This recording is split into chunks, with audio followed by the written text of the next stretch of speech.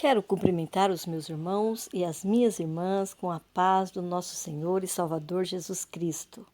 Dizer que estou alegre de estar aqui mais uma vez comentando as lições do primeiro trimestre de 2022, que está com o tema A Supremacia das Escrituras, a inspirada, inerrante e infalível Palavra de Deus.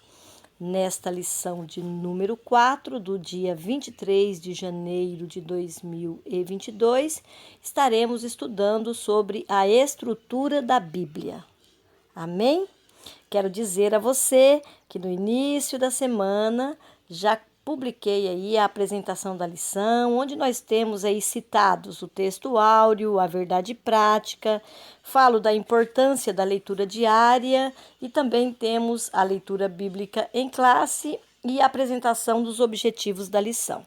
Então, não vou falar novamente sobre esses textos, embora eles estejam incluídos na nossa lição, principalmente a nossa leitura bíblica em classe, que é o texto base para a nossa lição de número 4. E esta lição também será dividida em duas partes, como as outras que estou fazendo há alguns dias já. Estou com um probleminha técnico aqui e estou precisando dividir. Amém?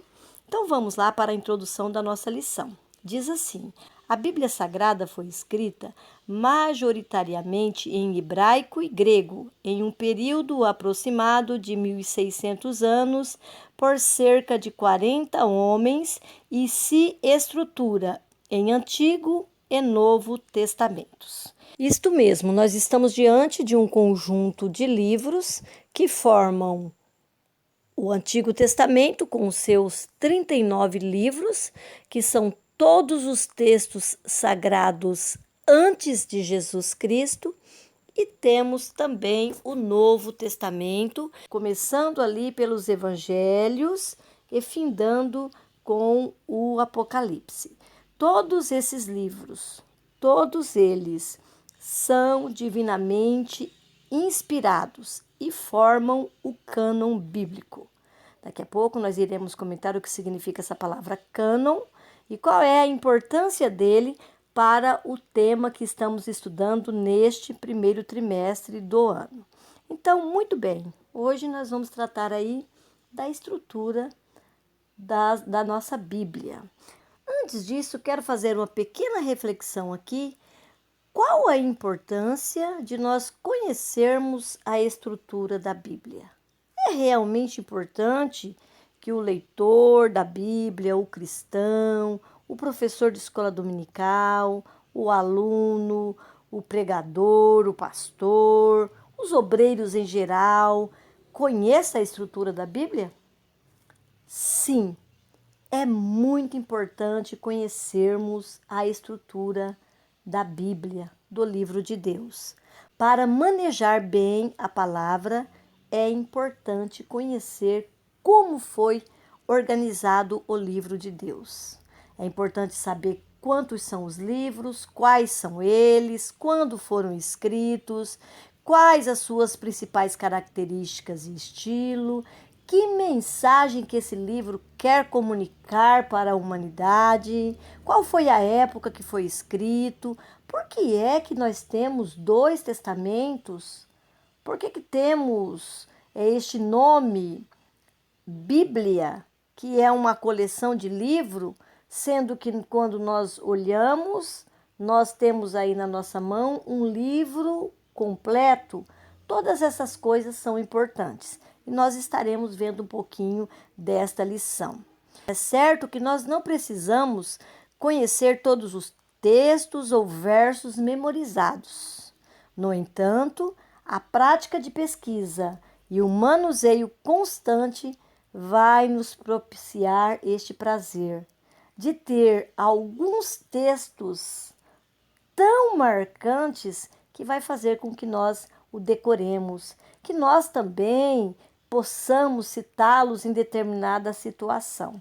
E quando é que isso acontece? Quando nós manuseamos o livro de Deus constantemente, quando nós meditamos nos seus textos. É preciso também nós lembrarmos que a dedicação em relação ao ensino e a habilidade na exposição da palavra ao estudar a Bíblia faz com que esta estruturação da Bíblia seja fundamental.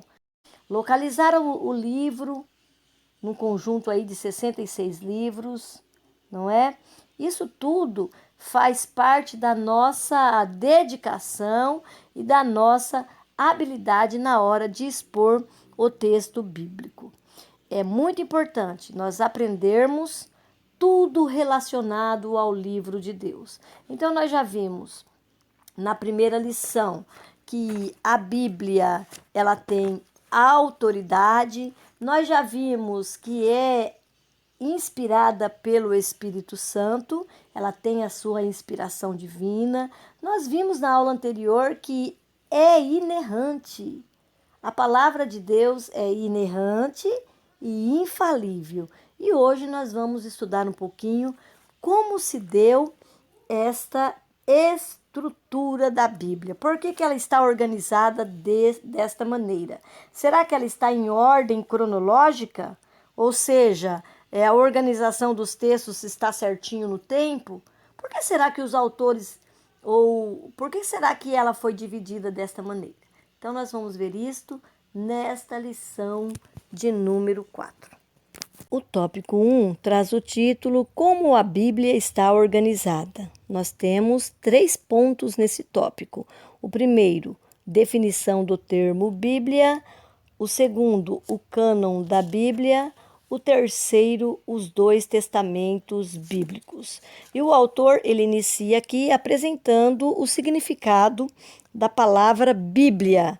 Ele traz aqui um vocábulo grego, biblos, que significa livro, e tem a conotação de qualidade sagrada, e também do latim. A palavra Bíblia é um substantivo que também exprime a ideia de livro. Quando começou a ser usado este termo para se referir às Escrituras?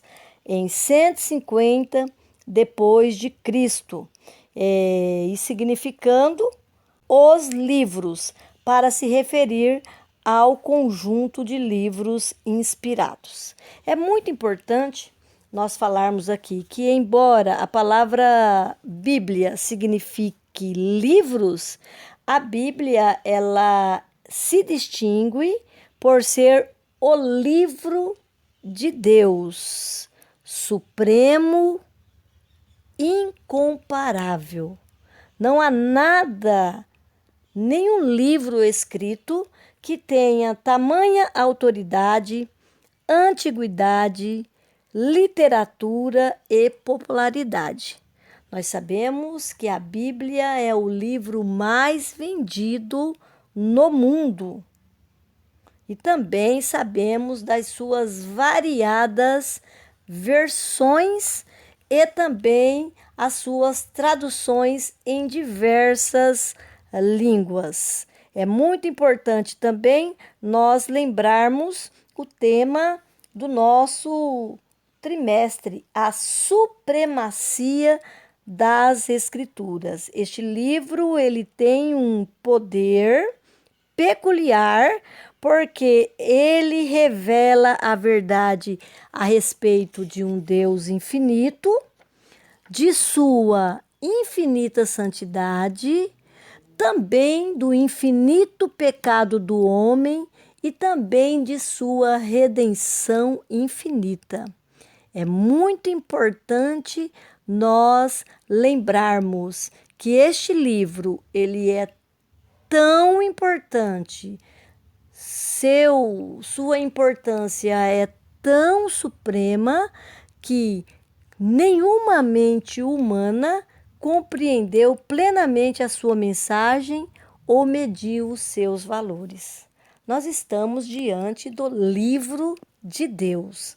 Veja a importância de nós, neste trimestre, estudarmos sobre este livro. Na nossa lição aqui nós vemos este termo Bíblia, ele foi inaugurado por Clemente de Roma.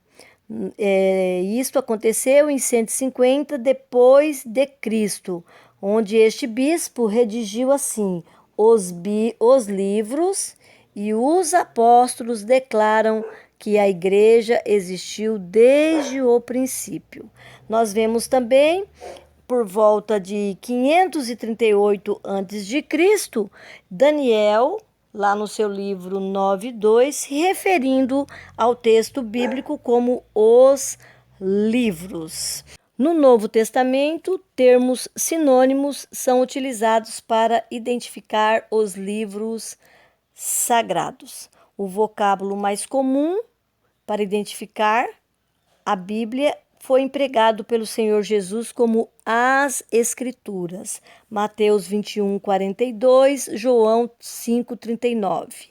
Paulo também usou as expressões as Santas Escrituras e as Sagradas Letras. Romanos 1:2, 2 Timóteo 3:15. É importante nós lembrarmos aqui também que quando encontramos no Novo Testamento referência aos textos bíblicos, nós vemos a menção à lei, conforme Marcos 5:18, Lucas 16:17, João 12:34. Então, para registrar sobre o livro de Deus, também faz referência aqui à lei. Também eles usavam o termo Moisés e os profetas, Lucas 16, 29, 24, 27, a lei e os profetas, Mateus 22, 40, Lucas 16, 16, a lei de Moisés, os profetas e os salmos, Lucas 24, 44, que é o nosso texto áureo, que é o próprio Senhor Jesus fazendo menção ao livro sagrado, registrando aí lei de Moisés e nos profetas e nos salmos.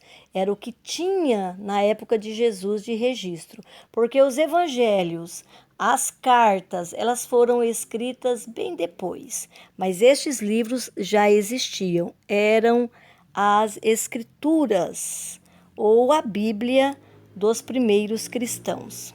É importante também ressaltar que as escrituras no plural ou a escritura no singular se refere tanto aos livros inspirados do Antigo como o do Novo Testamento. 2 Timóteo 3,16, 2 Pedro 3,16. Nós falamos disso quando estudamos a autoridade da Bíblia. Tanto o Antigo como o Novo Testamento são registrados como as Escrituras, o livro inspirado de Deus. E aqui no ponto 2 nós vamos falar sobre o cânon da Bíblia. O que significa a palavra cânon? A palavra cânon significa vara de medir. Este termo, ele está no hebraico e representa uma das várias canas do Antigo Testamento. Ele está citado lá em Isaías 42:3, Jó 40:21, Ezequiel 29:6. Então, este termo correspondente ao grego, que é uma pequena diferenciação do hebraico, significa régua. Então, quando vamos falar de cânon no Antigo Testamento, traz aí o sentido de vara de medir. E no Novo Testamento, em régua. Qual a importância do uso desse termo em relação à palavra de Deus ou aos livros inspirados por Deus? A importância deste termo cânon é justamente o reconhecimento após passar por esta avaliação normativa e serem considerados como livros inspirados. O autor diz aqui, desse modo, na teologia, o vocábulo cânon é empregado como norma de avaliação para identificar os livros sagrados. Nós estamos diante de um livro sagrado que passou por avaliação minuciosa e foi comprovado a sua autenticidade e inspiração divina. Na lição anterior, nós vimos a palavra de Deus é a verdade. Então, o Espírito Santo guiou estes homens para fazerem esta avaliação e reconhecer a autoridade desses escritos como regra de fé e prática. O pastor Ezequias Soares diz assim, nos 3 primeiros séculos do cristianismo, o termo se referia ao conteúdo normativo, doutrinário e ético da fé cristã. A partir do 4º século, os pais da Igreja aplicaram a palavra cânon e canônico aos livros sagrados para reconhecer sua autoridade como textos inspirados por Deus e instrumentos normativos para a vida e a conduta dos cristãos, portanto, separados de outras literaturas. Veja que este termo, ele assume aí uma importância grande quando se refere ao livro de Deus. Então, nós estamos diante de livros inspirados ou canônicos, porque passaram por esta régua, não é? Por esta vara de medir e foi comprovado a sua autenticidade.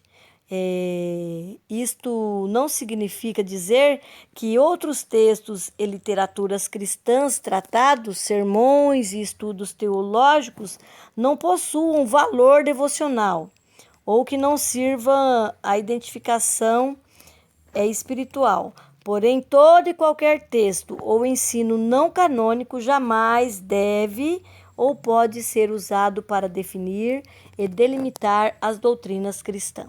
É muito importante, quando tratamos aqui da canonicidade da Bíblia, nós fazermos referências a outros escritos teológicos que nós cristãos muitas vezes consultamos e estudamos. Estes livros, eles são importantes, mas eles não são canônicos. Eles servem para a nossa edificação espiritual, para o nosso devocional, mas eles jamais devem ou podem ser usados para definir ou delimitar as doutrinas cristãs, que é o que o pastor Douglas Batista deixa registrado aqui. A nossa norma de regra e fé é a Bíblia Sagrada, as Santas Escrituras, porque elas passaram por esta prova para sabermos que são livros inspirados e fazem parte do cânon sagrado, que já está fechado. Nós ouvimos muito falar isto, o cânon está fechado, ou seja, não existe novos livros, novas revelações para serem incluídas no livro de Deus. O nosso ponto 3 vai falar sobre os testamentos bíblicos. Nós sabemos que nós temos o Antigo Testamento e o Novo Testamento. Este termo testamento, do latim e do grego, significam aliança, pacto ou concerto de Deus com a humanidade. Então, nós estamos aí diante de 2 grandes concertos de Deus com o homem. E este concerto, ele é uma obrigação autoimposta por Deus, a reconciliação dos pecadores consigo mesmo. Quem traz essa definição é o dicionário bíblico Wycliffe. Então, tem citado aqui Gênesis 17, 7, Deuteronômio 7, 6, 8, Salmo 89, 3, 4. Este ato de fazer concerto no Antigo Testamento, ele tinha aí também como habitual o sacrifício de uma vítima. Gênesis 15:10, Jeremias 34, 18 e 19. Havia um ato sacrificial quando se falava de um concerto com Deus. No Novo Testamento, o autor de Hebreus, lá em Hebreus 9:17, ele diz que um testamento tem força onde houve morte. Então, os dois testamentos bíblicos, tanto o Antigo como o Novo Testamento, foram consagrados com sangue. Nós sabemos que no Antigo Testamento eram o sangue dos animais inocentes. No Segundo Testamento é o sangue de Jesus Cristo, inocente, o Cordeiro de Deus que tirou o pecado do mundo. Aí tem dois textos aqui citados, Hebreus 9:19, Hebreus 9:11, 22. Paulo, ele vem falar aqui dessa expressão, Antigo Testamento, lá em 2 Coríntios, capítulo 3, versículo 14, que é traduzido como Velho Testamento ou Antiga Aliança na nova Almeida atualizada. Temos também outros textos com a ideia aí de Antigo Testamento ou Antiga Aliança. Está registrado em Gálatas 4:24, Hebreus 9:25 e 26. E esta expressão, ela ocorre aqui no Novo Testamento, nas cartas de Paulo, mas é uma referência aos 39 livros canônicos dos judeus, reconhecidos também por Cristo como as Escrituras. Em Mateus 22:29, a lei, os profetas e salmos, Lucas 24 e 44. E estes livros do Antigo Testamento vêm apresentar para nós aí a aliança que Deus estabeleceu com Israel. Nós sabemos que esta nação, ela falhou quando não reconheceu os termos desse pacto. Este pacto estabelecido entre Deus e Israel foi quebrado pela nação de Israel em várias passagens, como nós reconhecemos. Há aqui citado Jeremias 31, 32. Então, Jeremias mesmo, ele anuncia que um dia Deus estabeleceria uma aliança diferente. A promessa era que Deus realizaria um concerto do lado de dentro das pessoas. Olha o que diz o texto bíblico lá em Jeremias 31, 33.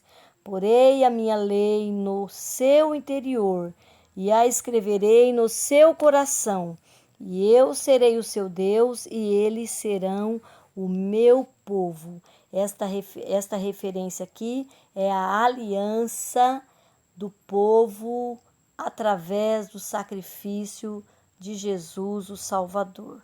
Todos aqueles que reconhecerem Jesus como Salvador estão fazendo um novo pacto com Deus, uma nova aliança. Por isso que é um novo testamento. Ele é usado na Escritura, esse termo, para referir-se ao cumprimento profético de Jesus como o mediador da nova aliança. Nós temos citados em 1 Coríntios 11:25, 2 Coríntios 3:6, Hebreus 8, 6 ao 13, capítulo 12, versículo 24. E esta expressão, Novo Testamento, é usado também para designar os 27 livros inspirados dos cristãos, que também é reconhecido como as Escrituras, conforme 2 Pedro, capítulo 3, versículos 15 e 16. E é muito importante nós conhecermos sobre esta organização destes dois textos. Então, no Antigo Testamento aí, nós temos 39 livros inspirados por Deus, e no Novo Testamento são 27 livros, que iniciam seus registros a partir ali do livro de Mateus e finda com o livro do Apocalipse. Antigo e Novo Testamento completam o livro de Deus, compreendem os 66 livros canônicos que integram as Escrituras Sagradas. Termino aqui a primeira parte da minha aula.